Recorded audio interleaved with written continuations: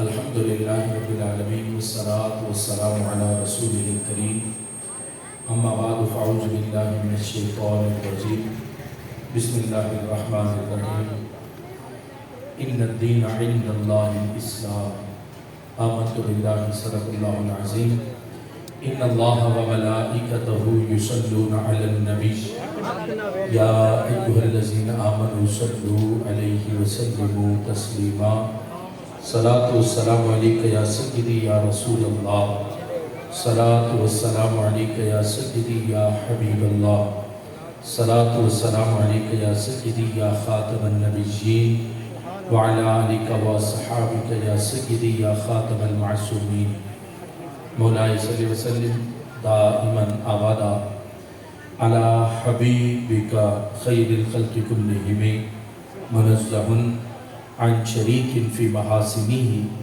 فجوہر الحسن فیہ غیر منقسم یا اکرم الخلق مالی من الوذ بہ سواک عند حلول الحادث الامام محمد ذکرہ روح لانفسنا محمد شکرہ فرد علی الامام یا رب صلی وسلم دائما ابدا علی حبیبک خیر الخلق کلہم۔ اللہ تبارک و تعالی جل جلالہ وعم نوالہ وتم برہانہ وعظم شانہ وجل ذکرہ وعز اسمہ کی حمد و ثنا اور حضور سرور کائنات مفخر موجودہ زینت بزم کائنات دستگیر جہاں غم گسار زماں سید سروراں حامی بے کساں قائد المرسلین خاتم النبیین احمد مجتبیٰ جناب محمد مصطفیٰ صلی اللہ علیہ وسلم کے دربار گوہربار میں ہدیہ درود و سلام عرض کرنے کے بعد اسٹیج پر جلوہ افروز جلیل القدر علماء ذی وقار اور بالخصوص انجمن محبان رسول صلی اللہ علیہ وسلم کے جملہ اراکین و منتظمین بندہ نچیز اپنی طرف سے تمام ذمہ داران کو ہدیہ تبریک پیش کرتا ہے کہ رب ذوالجلال کے فضل اور توفیق سے ماہ ربیع الاول شریف کے بابرکت ماحول میں انجمن محبان رسول کے ذمہ داران نے آپ سب کو سرکار دو عالم صلی اللہ علیہ وسلم کے میلاد شریف کی خوشی میں اس اجتماع میں شرکت کی دعوت پیش کی اور اب سب احباب دور و نزدیک سے چل کے اس اجتماع میں شریک ہوئے۔ میری دعا ہے کہ رب ذوالجلال بانیان محفل کو بھی دارین کی سعادتیں عطا فرمائے اور رب ذوالجلال سب شرکاء کو بھی ہر قدم پر زندگی کی بہاریں نصیب فرمائے۔ محتشم سامعین حضرات، چونکہ وقت کافی ہو چکا ہے، میں اختصار کے ساتھ چند باتیں عرض کر کے اپنی گفتگو کو ختم کرنا چاہوں گا۔ قرآن مجید فرقان حمید کے جس مقام کو میں نے خطبہ میں ذکر کیا اور جو موضوع میرے ذمہ لگایا گیا، میں اس پر رہتے ہوئے آپ احباب کے سامنے گزارشات عرض کرنا چاہتا ہوں۔ قرآن مجید فرقان حمید میں رب ذوالجلال نے فرمایا ان الدین عند اللہ الاسلام، اللہ کے ہاں پسندیدہ دین دین اسلام ہے۔ 12 ربیع الاول شریف کی اس عظیم گھڑی کے بعد جب نبی پاک صلی اللہ علیہ وسلم نے اعلان نبوت کیا، جب سے یہ دین آیا، اللہ کو صرف دین اسلام ہی پسند ہے۔ اللہ یہودیت سے پیار نہیں کرتا، اللہ نصرانیت سے پیار نہیں کرتا، کفر تو ویسے کفر ہے، شرک تو ویسے شرک ہے۔ رب ذوالجلال کو اگر پیار ہے تو دین اسلام سے، اور رب کو اگر پیار ہے تو دین اسلام کے ماننے والوں سے۔ رب ذوالجلال نے اس دین کو افراط و تفریط سے پاک رکھا۔ اس دین میں نہ زیادہ سختی ہے نہ ہی بالکل نرمی ہے، میانہ روی کا یہ دین ہے جو رب نے دین ہمیں دیا۔ اور پھر ہم خوش قسمت ہیں کہ 1447 ہجری میں بھی اللہ نے اللہ کے سب سے پسندیدہ دین کو قبول کر کے سینے سے لگایا۔ یہ خوش قسمتی ہے ہماری کہ رب ذوالجلال نے اس دین کو ہمیں دیا اور پھر ہمیں اس دین کو چننے اور سمجھنے کی سعادت عطا فرمائی۔ رب ذوالجلال نے جو دین دیا اس دین کی شان کیا ہے، وہ دین اسلام کتنا مقام رکھتا ہے، رب ذوالجلال نے اس دین اسلام کو کتنا مقام و مرتبہ عطا فرمایا۔ رسول اکرم نور مجسم شفیع معظم صلی اللہ علیہ وسلم نے ارشاد فرمایا، میرے آقا فرماتے ہیں ترکتکم علی ملت بیضاء لیلھا کنہارھا۔ سنو اس حدیث کی شان کو، میرے آقا کریم صلی اللہ علیہ وسلم ارشاد فرماتے ہیں میں تمہیں ایسی روشن ملت پہ چھوڑ کے جا رہا ہوں۔ محبوب فرماتے ہیں اس روشن ملت کی روشنی کتنی ہے، لیلھا کنہارھا۔ محبوب فرماتے ہیں میں نے اتنا روشن کیا اس دین اور ملت کو کہ اس کی راتوں میں بھی اندھیرا نہیں رہنے دیا۔ اب اس کے راتوں میں بھی اندھیرا نہیں، اللہ نے اس کے راتوں کو بھی اتنی روشنی دی جتنی اللہ نے اس کے دن کو روشنی عطا فرمائی ہے۔ اس کی رات بھی روشن ہے، اس دین میں اندھیرے نام کی کوئی چیز نہیں۔ اللہ نے راتوں کو بھی روشن کر دیا، دن تو ویسے ہی سویرا ہی سویرا ہے۔ یہ وہ ملت اسلام ہے، یہ وہ دین اسلام ہے جو رب ذوالجلال نے روشن بھیجا، جو روشن دین ہے جس میں اندھیرے نام کی کوئی چیز نہیں۔ آج اگر کسی کو اندھیرا نظر آئے تو اپنی بیماری کا علاج کرائے، اس دین میں کوئی اندھیرا نہیں، یہ دین سویرا ہی سویرا ہے۔ جس طرح آج سیکولر طبقہ، لبرل طبقہ بیٹھ کر اسلام پر ہرزہ سرائی کرتا ہے کہ یہ دین اسلام ہے، اس کو تم اسلام کہتے ہو، جس طرح کئی وہ روشن خیال عورتیں بھی بول رہی ہیں کہ نہیں نہیں یہ دین 15 صدیوں پہلے کا ہے، اب نہیں خبر اس دین کو کہ جدت کے تقاضے کیا ہیں۔ میں کہتا ہوں رب کعبہ کی قسم، ہمارے محبوب نے، ہمارے محبوب کے سامنے رب ذوالجلال نے قیامت تک کی ایک ایک گھڑی کو ایسے پیش کیا جیسے ہاتھ کی ہتھیلی پر رائی کا دانہ ہوتا ہے۔ محبوب نے قیامت تک کی ہر گھڑی کو دیکھ کر اس امت کو اسلام کا نصاب مرتب کر کے عطا فرما دیا۔ اس لیے کوئی نہ کہے کہ یہ پتھروں کا دین ہے، کوئی نہ کہے کہ پرانا دین ہے، اللہ کا فضل ہے، یہ دین ہر دور میں جدید ہے۔ اس دین میں کوئی مسئلہ نہیں چھوڑا جو سرکار نے بیان نہ کیا ہو۔ صحابہ تو یہاں تک کہتے ہیں اگر ہمارے اونٹ کی رسی بھی گم ہو جائے تو ہم اس رسی کو بھی قرآن سے تلاش کر لیتے ہیں۔ ہماری عقل میں کمی ہو سکتی ہے، قرآن اور محبوب کے فرمان میں کوئی کمی نہیں۔ یہ وہ اسلام ہے، ترکتکم علی ملت بیضاء لیلھا کنہارھا۔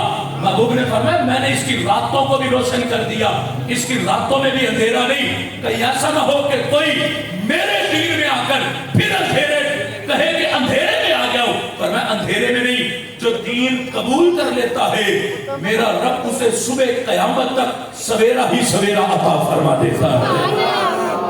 پھر یہ بھی ذہن میں رکھنا، رسول اکرم نور مجسم شفیع معظم صلی اللہ علیہ وسلم نے یہ بھی ارشاد فرمایا۔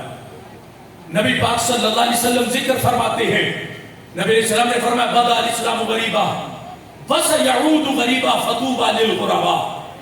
محبوب نے فرمایا جب اسلام آیا تھا کوئی اس کو گھر دینے کو تیار نہیں تھا، کوئی اسے گھر رکھنے کو تیار نہیں تھا۔ 16واں پارہ پڑھ کے دیکھو، جو چند لوگ جنہوں نے اسلام کو اپنا تن من دھن گھر سب کچھ دیا، یہ ابو جہل، عتبہ، شیبہ، یہ سارے چودھری جو تھے مکے کے، یہ اپنی بیٹھکوں میں بیٹھتے تھے، وہاں کیا کرتے تھے؟ کنگے کر کے، تیل لگا کے، بڑے بند سور کر بیٹھتے، اور جب صحابہ کا وہاں سے گزر ہوتا تو صحابہ کے پراگندہ بال دیکھ کر صحابہ پہ تانے کستے اور صحابہ کو کہتے کہ دیکھو اگر تم سے رب کو پیار ہوتا تو آج تمہاری حالت ہمارے جیسی ہوتی۔ لیکن میرے محبوب نے فرمایا بدا الاسلام غریبا، جب اسلام آیا تھا تو غریب تھا، فطوبى وسيعود غریبا۔ پھر محبوب نے فرمایا اسلام کو سطوت ملے گی، عروج ملے گا۔ وہ عروج کا زمانہ اپنی آنکھوں سے دیکھو اور پڑھو، عروج کا زمانہ کون سا ہے؟ شاید آج ہم سمجھے کہ اسلام کے عروج کا زمانہ آج کا زمانہ عروج کا نہیں، وہ زمانہ اسلام کے عروج کا ہے کہ جب صحابہ نے اپنے دل پر لگے شرک و کفر کے تالوں کو توڑ کے دل میں اسلام کو داخل کیا، اسلام آتا گیا۔ وہی بلال حبشی جو پہلے بھی مکہ کی گلیوں میں چلتے تھے لیکن کوئی پوچھتا نہیں تھا، اب وہی بلال حبشی محبوب فرماتے ہیں دفن علیک بین یدی فی الجنہ، اے میرے بلال تمہارا کون سا عمل رب کی بارگاہ میں مقبول ہے کہ جب میں معراج پر جنت میں گیا تو میں نے اپنے آگے آگے تمہارے قدموں کی آواز کو سنا ہے۔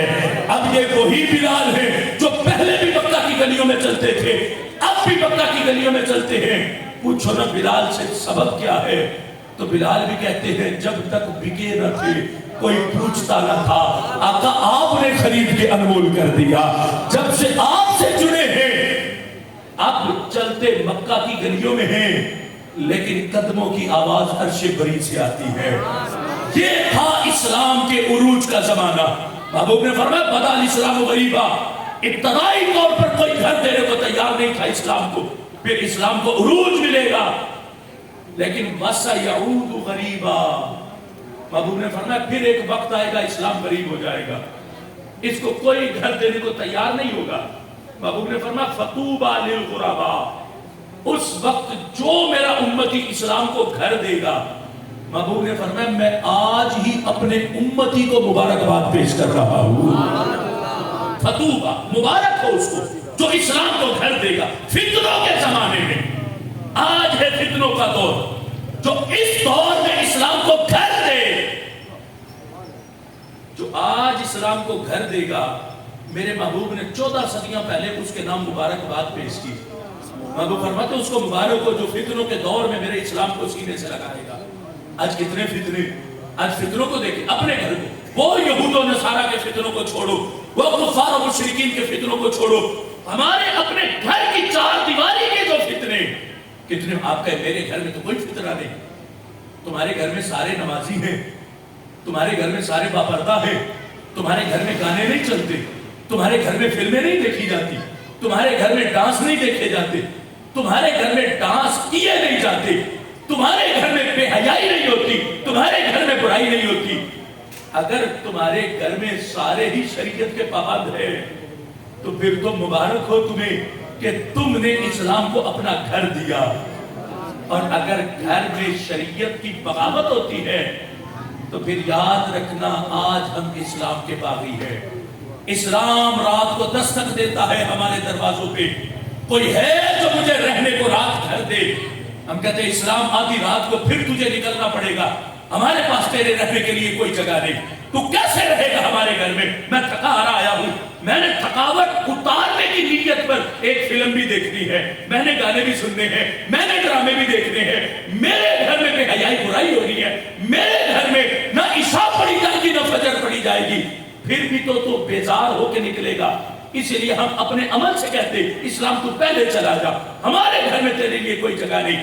یاد رکھنا آج ہم نے کلمہ تو پڑھ لیا لیکن بتاؤ اسلام کی حقیقت ہمیں کدھر نظر آتی ہے؟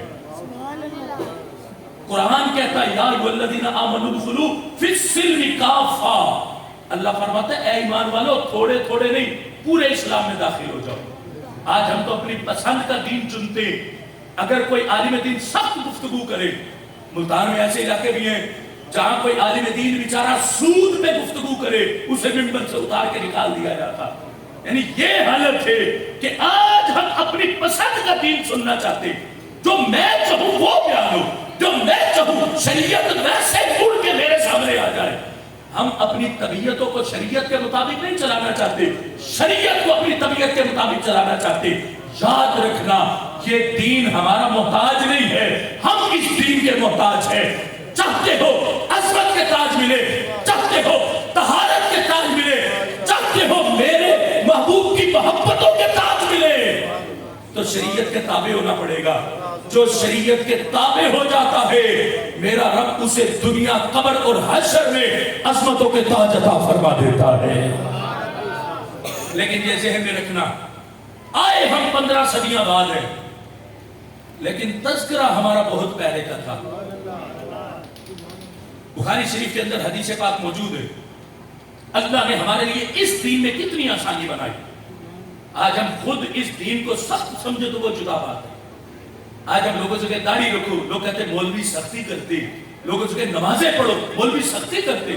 لوگوں سے کہ قرآن پڑھو، علماء سختی کرتے.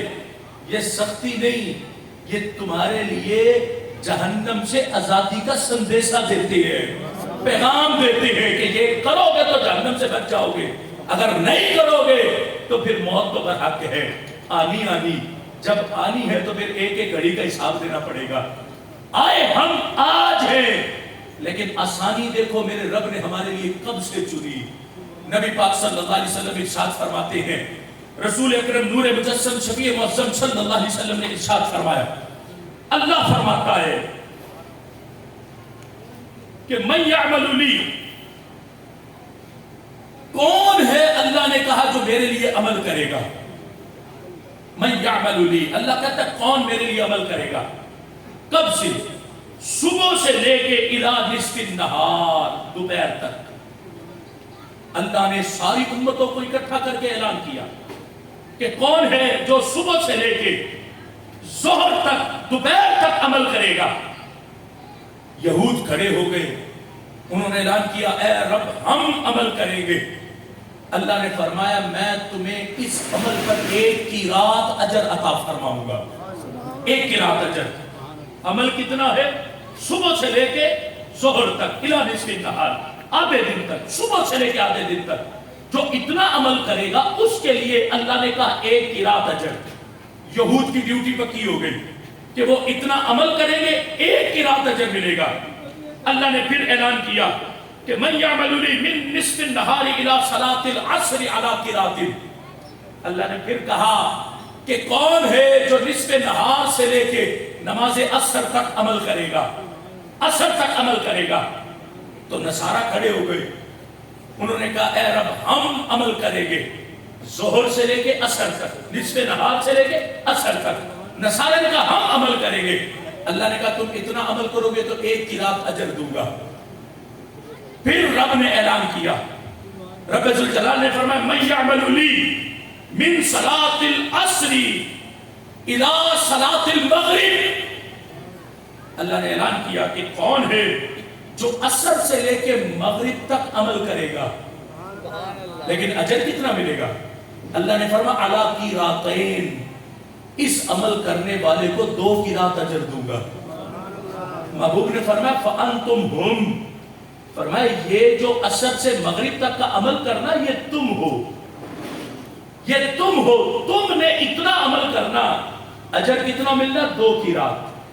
اب اس حدیث کو سمجھنا، جو صبح سے لے کے نصف نہار تک عمل کرے 1 قرات پائے، جو نصف نہار سے لے کے عصر تک عمل کرے 1 قرات پائے، جو عصر سے لے کے مغرب تک صرف عمل کرے 2 قرات پائے. اور وہ کون ہے؟ محبوب نے فرمایا میری پیاری امت وہ تم ہو، وہ تم ہو جو صرف عصر سے مغرب تک عمل کرو گے. اب عصر سے مغرب تک کا وقت تھوڑا بنتا، صبح سے لے کے نصف نہار تک کا وقت زیادہ. توجہ ہے نا ساروں کی؟ صبح سے لے کے نصف نہار تک کا وقت زیادہ، پھر نصف نہار سے لے کے عصر تک کا وقت زیادہ، اور عصر سے لے کے مغرب تک کا وقت تھوڑا ہے ان دونوں وقتوں کے مقابلے میں.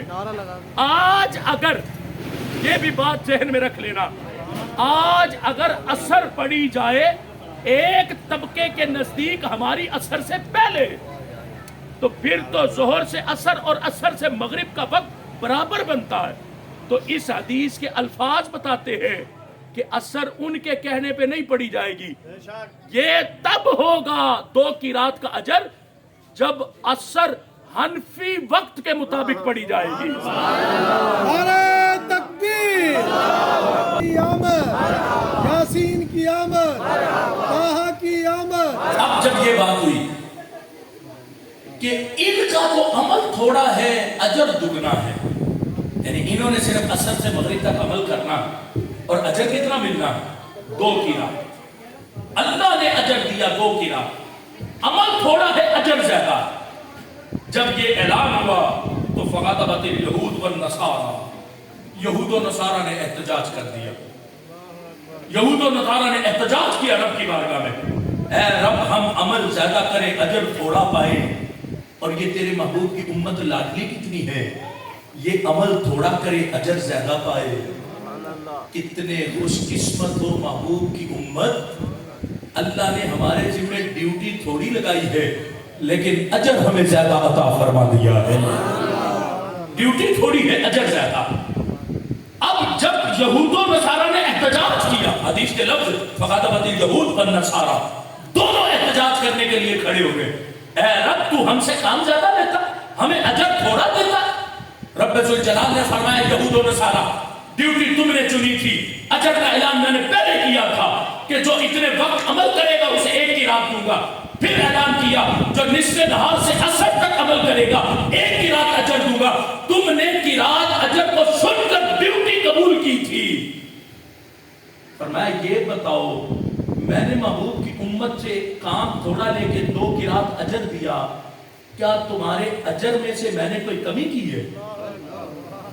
تمہیں تو قرات پورا مل رہا، جو تمہارا اجر تھا وہ تو تمہیں پوری دی جا رہی ہے مزدوری، تمہارے اجر سے تو میں نے کوئی کم نہیں کیا۔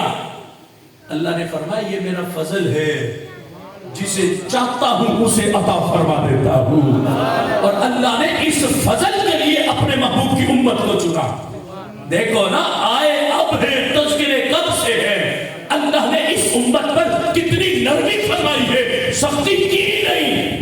ابھی تو عمل تھوڑا بڑا ہے اور رب نے اجر بڑا رکھا ہے، ورنہ پچھلی امتوں کی طرح اگر سختی ہوتی کہ وہ اگر پلیتی کپڑے پہ لگے کپڑا کاٹو، دھونے سے نہیں صاف ہوگا، پاک نہیں ہوگا، کپڑا کاٹنا پڑے گا، بدن پہ پلیتی لگے بدن دھونے سے پاک نہیں ہوگا، بدن داغنا پڑے گا۔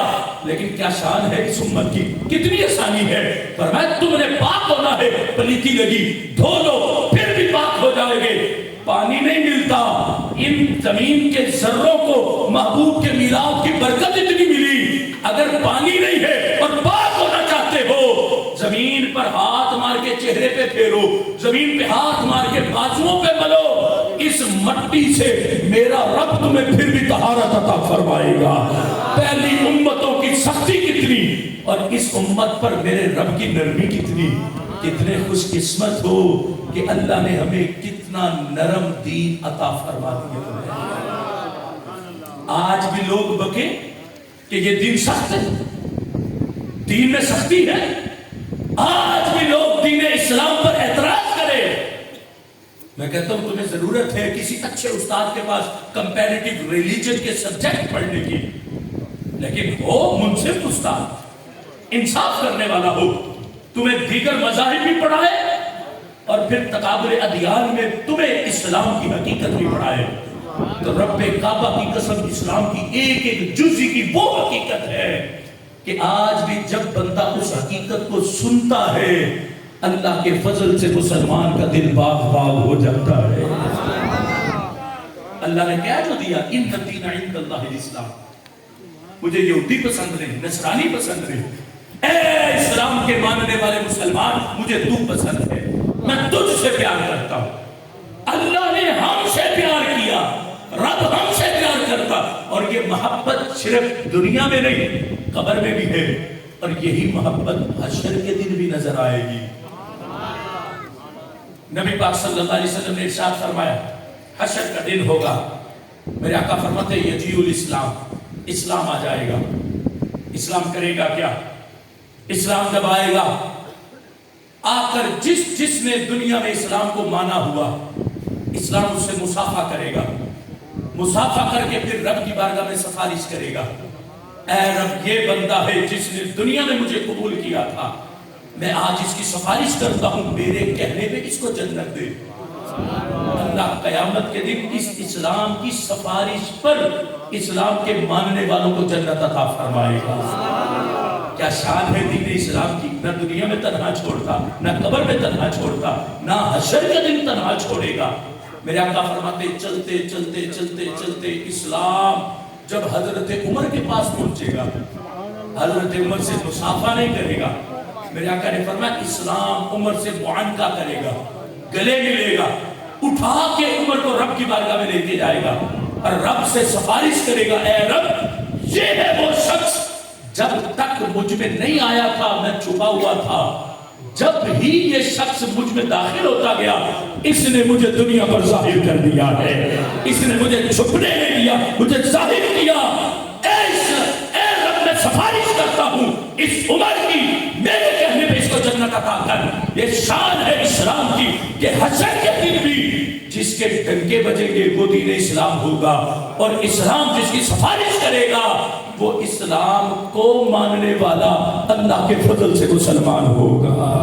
نعرہ تکبیر، نعرہ رسالت، نعرہ خلافت، نعرہ حیدر۔ اس لیے کسی کے کہنے پر اسلام کے خلاف نہ ہونا، اسلام کے خلاف کسی کی زبان سے کوئی بک بک نہ سننا، جو بولے اسے کو اپنی زبان کو سنبھال کے رکھ۔ اسلام رب کا پسندیدہ مذہب ہے۔ مجھ میں تو خرابی ہو سکتی ہے، اسلام میں کوئی خرابی نہیں۔ مجھ میں تو کمی ہو سکتی ہے، قرآن میں کوئی کمی نہیں۔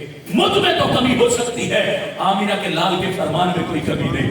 اس لیے کسی کو بھی ہرزہ سرائی کرتے ہوئے اسلام کے خلاف کوئی بولے کان بند کرو، میں اسلام کے خلاف کوئی بات نہیں سن سکتا۔ یہی اسلام تو ہے جس نے آج مجھے بتوں کے سامنے جھکنے سے بچا لیا۔ یہی اسلام تو ہے کہ آج اس نے مجھے گدھوں کی طرح زمین پر منہ مارنے سے بچایا ہے۔ یہی اسلام تو ہے جس نے میرے سر کو جھکنے نہیں دیا۔ آج میں سر اٹھا کے چلتا ہوں تو وہ بدولت دین اسلام ہے، اللہ کا فضل ہے۔ اسلام نے دنیا میں ہمارے سروں کو بلند فرما دیا ہے۔ اسلام اس کی حقیقت آج یہ نہ سمجھنا کہ کوئی شخص ہمیں اگر آ کر اپریشیٹ کرے گا تو ہم پھولے نہ سمائیں گے، کہ کوئی کہے کہ سبحان اللہ مبارک ہو تجھے تو مسلمان ہے، اور اگر کوئی اپریشیٹ نہ کرے تو بندہ احساس کمتری کا شکار ہو جائے۔ ہرگز احساس کمتری کا شکار نہ ہونا، کوئی پوچھے نہ پوچھے دین سے چپکے رہنا، دین کے ساتھ ملے رہنا۔ حدیث سنو، قبر کی دیواروں تک دل ٹھنڈا رہے گا۔ نبی پاک صلی اللہ علیہ وسلم نے ارشاد فرمایا صحابہ توبہ مبارک ہو تمہیں، ایک بار کہا، فرمایا توبہ مبارک ہو تمہیں، کیوں؟ محبوب نے فرمایا اس لیے کہ تم نے مجھے دیکھا اور دیکھ کر میرا کلمہ پڑھا۔ صحابہ نے دیکھ کے کلمہ پڑھا نا۔ یاد رکھنا صحابی عمل سے نہیں بنتا، ان جملوں کو ذہن میں رکھنا، صحابی عمل سے نہیں بنتا کہ بندہ یہ کہے کہ کوئی تہجد زیادہ پڑھے تو وہ صحابی بن جائے، کوئی نمازیں زیادہ پڑھے تو وہ صحابی بن جائے۔ صحابی کس شرط کی بنیاد پہ بنتا ہے؟ صحابی کے لیے شرط یہ ہے کہ صحابی وہ ہوتے ہیں جنہوں نے حالت بیداری میں محبوب کو اپنی آنکھوں سے دیکھا ہو۔ صحابی عمل سے نہیں بنتے، دیدار مصطفیٰ سے بنتے ہیں۔ اور جو ایک گھڑی محبوب کو دیکھ لے اور دیکھ کر کلمہ پڑھے پھر حالت ایمان پہ مرے تو میرا رب اس کو بالیقین جنت عطا فرما دیتا ہے۔ دیکھو اس پر بھی ایک مثال پیش کروں، وہ حدیث آگے پیش کرتا ہوں جو توبہ والی پیش کر رہا ہوں۔ ابو داؤد شریف کے اندر یہ حدیث موجود ہے۔ نبی پاک صلی اللہ علیہ وسلم جب احد پر گئے سارے صحابہ کو ساتھ لے کر، سارے صحابہ بھی ساتھ ہیں، مدینہ شریف سارا خالی ہو گیا۔ حضرت عمر بن عقیش رضی اللہ تعالیٰ عنہ، انہوں نے کلمہ نہیں پڑھا تھا، مدینے میں رہتے تھے، کسی کام کے گھر سے مدینہ شریف سے باہر گئے ہوئے تھے، واپس لوٹے تو انہوں نے پوچھا فلاں کدھر ہے؟ اس نے کہا احد میں۔ پوچھا فلاں کدھر؟ کہا وہ بھی احد میں۔ جس کا پوچھتے ان کے بارے میں خبر ہوتی وہ سارے احد میں گئے۔ کہنے لگے احد میں ہے کیا کہ سارے مدینہ چھوڑ کے احد چلے گئے؟ انہوں نے کلمہ نہیں پڑھا۔ ان لوگوں نے کہا اے عمر تجھے پتا نہیں احد میں جنت بٹ رہی ہے، اور سارے صحابہ احد میں جنت لینے گئے۔ عمر بن عقیش کے دل کی کایا پلٹی اور احد کی طرف چل پڑے۔ جب احد کے قریب پہنچے تو صحابہ نے حضرت عمر کو آتے دیکھا۔ صحابہ بولے، کہا عمر تم واپس چلے جاؤ، کیونکہ تم مدینہ شریف میں رہتے اور یہ مشرک مکہ سے آئے ہیں، تمہارا ہمارا معاہدہ ہے، اس لیے تم واپس جاؤ، کہ ہم نے آپس میں جنگ نہیں کرنی مدینہ شریف میں رہنے والوں نے، یہ مکہ سے ہم ان سے جنگ کریں گے، تم واپس جاؤ۔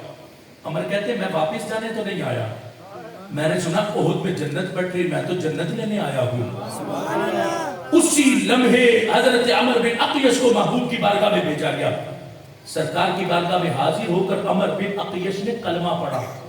کلمہ پڑھ کے اسلام قبول کیا. احد کے میدان میں اترے, جنگ لڑی, زخم لگے, زخمی حالت میں اٹھا کے گھر لایا گیا. زخمی حالت میں گھر عمر کو لے کر جب آئے, نبی علیہ السلام نے صحابہ سے کہا جاؤ جا کے عمر سے پوچھو کہ عمر احد کے میدان میں کیا کرنے گئے تھے؟ کیا اس لیے لڑنے گئے تھے کہ یہ مکہ والے ہوتے کون ہیں ہماری سرزمین پہ حملہ کرنے والے؟ کیا زمین کی محبت میں لڑنے گئے تھے؟ حضرت عمر بن عقیش کی ہمشیرہ سے کہا گیا پوچھو عمر سے یہ سوال. نبی علیہ السلام کا جب سوال پوچھا گیا آپ کی ہمشیرہ کی طرف سے, حضرت عمر نے لڑکھڑاتے لہجے میں جواب دیا, کہا میری ہمشیرہ پیغام دے دینا, میں زمین کی محبت میں لڑنے نہیں گیا تھا, میں تو احد کے میدان میں اللہ اور اس کے رسول کی محبت میں لڑنے گیا تھا. اب یہ جملے بولنے کے بعد حضرت عمر نے جامع شہادت نوش کر لیا, وصال ہو گیا. جب وصال کی خبر سرکار تک پہنچی, نبی علیہ السلام نے فرمایا کیا شان ہے میرے عمر کی, ما صلی للہ صلاتا, نماز ایک بھی نہیں پڑھی لیکن میرے رب نے پھر بھی جنت عطا فرمائی ہے. اب پوچھو نا, نماز نہ پڑھی ہو, ابھی تو وقت نہیں آئے, وقت آتا صحیح ہوتے, نمازیں بھی پڑھتے, روزے بھی رکھتے, سب کچھ کرتے, لیکن موقع ہی نہیں ملا نماز پڑھنے کا. بغیر نماز پڑھے ایک بھی سجدہ رب کو نہیں کیا, پھر بھی عمر جنت میں چلے گئے. پوچھو نا سبب کیا تھا جنت جانے کا؟ تو دنیا بتائے گی وہ احد کے میدان میں جو عمر نے سرکار کا دیدار کیا تھا, اس دیدار کے صدقے جو چند لمحوں کا تھا, رب نے عمر کو بغیر نماز پڑھے اپنے محبوب کے دیدار کرنے کی وجہ سے جنت عطا فرمائی ہے. اب سوچو جو چند لمحے دیدار کرے وہ جنت میں جائے, جو کئی دن کئی راتیں غار میں گود میں لٹا کر محبوب کا دیدار کرے, اس ابو بکر کو رب ذوالجلال کتنی اونچی شان عطا فرمائے گا.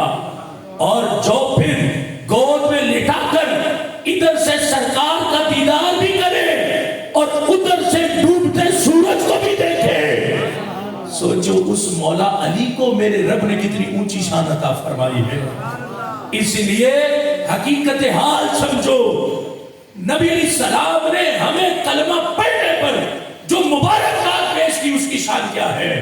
سرکار دو عالم صلی اللہ علیہ وسلم نے صحابہ کو ایک بار مبارک دی, فرمایا صحابہ تمہیں ایک بار مبارک ہو, کیوں؟ تم نے مجھے دیکھا, دیکھ کر کلمہ پڑھا. محبوب نے فرمایا وَطُوبَا سَبْعَ مَرَّاتٍ لِمَن لَمْ يَرَنِ وَآمَنَ بِي.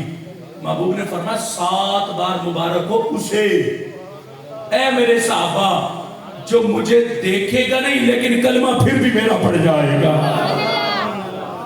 ہم کیوں ایسا سے کمتری کا شکار ہو؟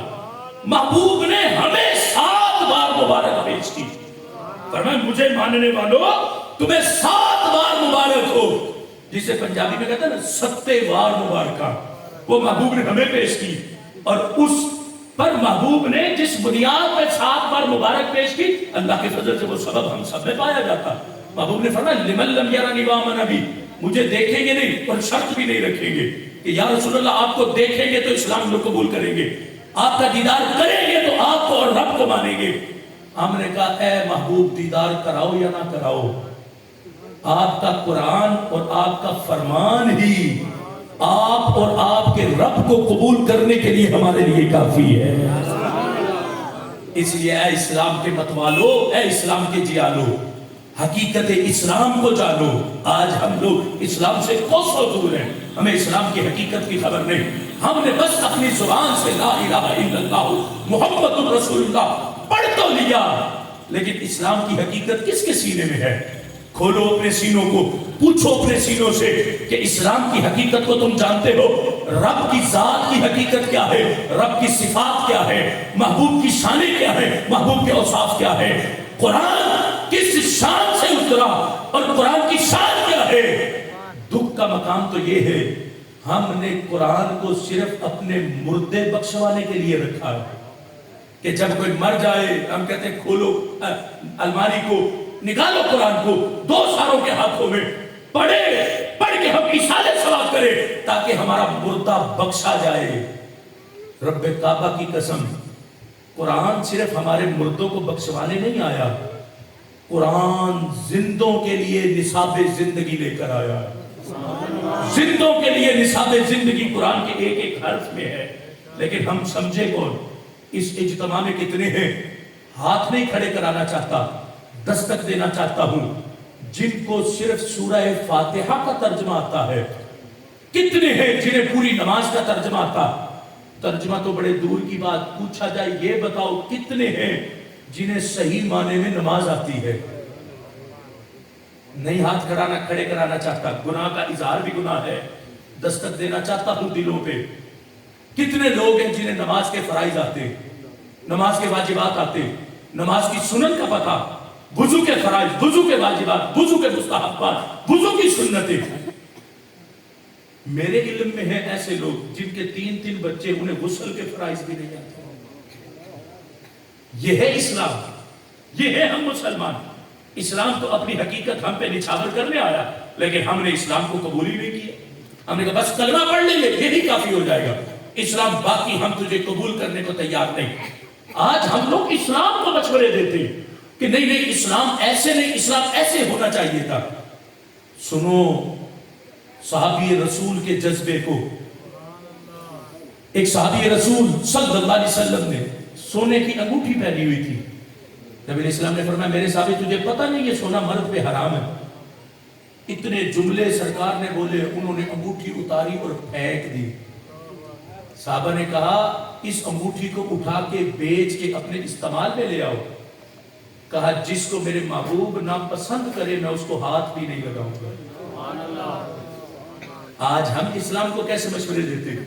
ہم کہتے ہیں وہ پرانے دور کی باتیں، جب اسلام کہتا تھا کہ 4.5 ماشے سے کم کی انگوٹھی پہننی اور وہ بھی صرف چاندی کی ہو، چاندی کے سوا کسی چیز کی نہ ہو۔ اگر اس سے زیادہ ہوئی، ہمارے فقہا کہتے ہیں نماز واجب الادا۔ 4.5 ماشے سے اگر جس نے صرف چاندی کی انگوٹھی بھی زیادہ پہنی، نماز واجب الادا۔ ہم کہتے ہیں نہیں یہ تو پرانے دور کی باتیں، اب جدت آ گئی ہے۔ ہمیں شرم نہیں آتی اسلام کو مشورے دیتے ہو؟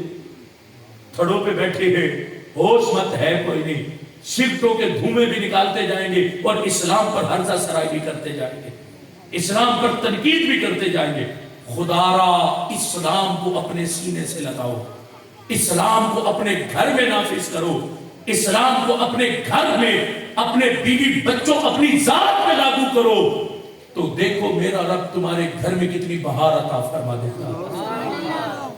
رب سے کتنے شکوے کرتے، رب حالات بڑے خراب ہے کچھ نہیں، دیا کچھ نہیں، ملا کچھ نہیں، کلمہ تو پڑھا، جب سے کلمہ پڑھا ذلیل و رسوا ہو رہے، مہنگائی اتنی ہے، عذاب اتنے ہیں۔ لیکن یاد رکھنا جتنی مشکلات صحابہ اکرام علیہ رضوان نے دیکھی، ہم نے اس مشکل میں سے ایک گھڑی بھی نہیں دیکھی، ایک گھڑی بھی نہیں دیکھی۔ چلو نا بدر کے میدان میں ایک صحابی کا بازو کٹے، نیچے ماس کے ساتھ بازو لٹک جائے، آپ کے میں دوسرے ہاتھ سے تلوار سے لڑوں گا، لیکن یہ لٹکا بازو تنگ کرے تو آپ اپنے پاؤں کے نیچے اس بازو کو رکھ کے اپنے کندھے کو کھینچے، ماس چڑ کے بازو جدا ہو جائے، بازو کو وہی چھوڑ کے پھر تلوار اٹھا کے میدان جہاد میں اتر جائے۔ ہم میں سے کسی نے ایسی قربانی پیش کی؟ اسلام نے ہم سے ایسی قربانی لی؟ لیکن دیکھو نا آگے بھی تو محبوب کی ذات موجود ہے۔ بازو اٹھا کے سرکار کی بارگاہ میں لائے، یا رسول اللہ بازو کٹ گیا، محبوب لعاب لگا کے بازو وہیں لگائے، صحابی کہتے ایسا جڑا جیسے زندگی میں جدا ہوا ہی نہیں تھا۔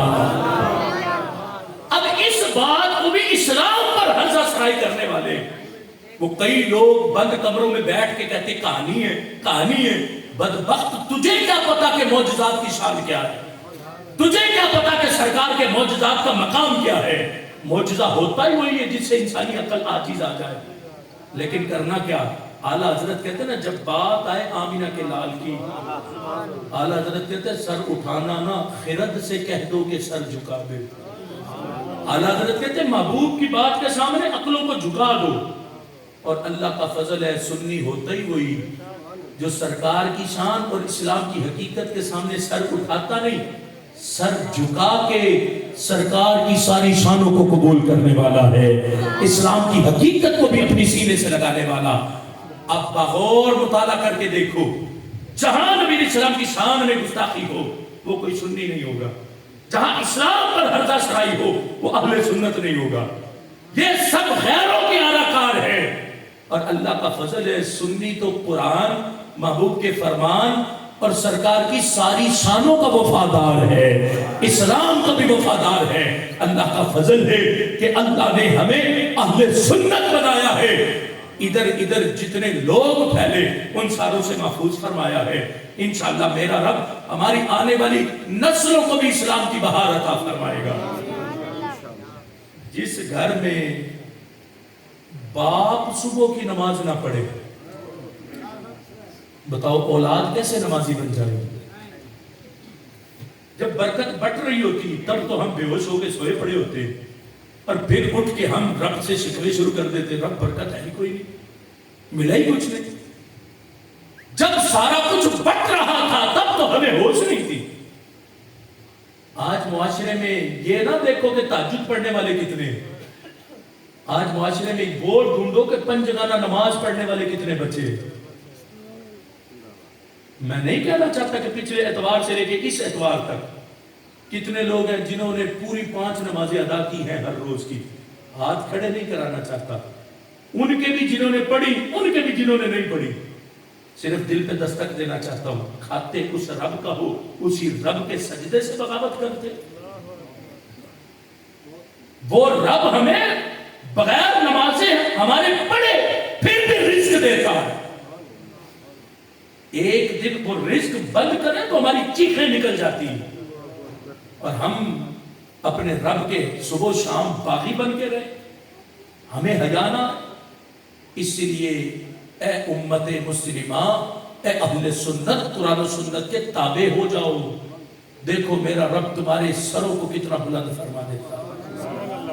اس اجتماع میں کتنے لوگ بیٹھے؟ کئی لوگ ہیں جو سفید بال جن کے نظر آ رہے ہیں، تھوڑے تھوڑے سے بھی، لیکن یہ داڑھی مبارک رکھنے کی ابھی تک توفیق نہیں ہوئی۔ کب ہوگی؟ ہم تو بڑے ہو گئے، ابھی بھی ہم نے دنیا کو فیشن کر کے دکھانا۔ فیشن داڑھی کٹانے میں نہیں، چہرے کی رونق داڑھی رکھنے میں ہے۔ اس کو کئی لوگ کہتے ہیں نہیں میں اپنے کرتوت تو سیدھے کروں پھر داڑھی رکھوں گا۔ میری بات یاد رکھنا، داڑھی تم رکھو، میرا رب تمہارے عمل کو درست فرما دے گا۔ یہ داڑھی مبارک تمہیں سمجھائے گی کہ کچھ تو شرم کر، چہرے پہ تیری داڑھی ہے اور تو فلمیں دیکھ رہا، چہرے پہ تیری داڑھی اور تو بے حیائی کے کام کر رہا، چہرے پہ تیری داڑھی اور تو بدنگاہی کر رہا۔ یہ داڑھی مبارک ہماری حیا کا زیور ہے۔ کتنے نوجوان بیٹھے جن کے چہروں پر داڑیاں نظر نہیں آتی، کتنے دکھ کما، نہ نمازیں پوری، نہ قرآن کی تلاوت، نہ محبوب کا فرمان، نہ سنت سے محبت، نہ ہم صحیح معنی میں قرآن پڑھے، نہ نماز سیکھی، نہ کچھ کیا۔ بتاؤ زندگی کن کاموں میں صرف کی؟ ان کاموں میں کہ شادی کی ہے، بچے پیدا کیے ہیں، بچے پالے، سخت جملہ بولنے لگا ہوں، شادی کی، بچے پیدا کیے، بچے پالے اور خود مر گئے۔ میں کہتا ہوں یہ بتاؤ گدھے کا کیا کام ہے؟ اس کا کام یہی ہے، وہ بھی بچے پیدا کرتا، چھوٹا ہوتا تو گدھی اس کو پالتی، بچے بڑے ہو جاتے تو اپنے ساتھ رکھتی، پھر خود مر جاتی۔ یہی کام تو کتے اور جانوروں کا بھی ہے۔ تو پھر فرق کیا؟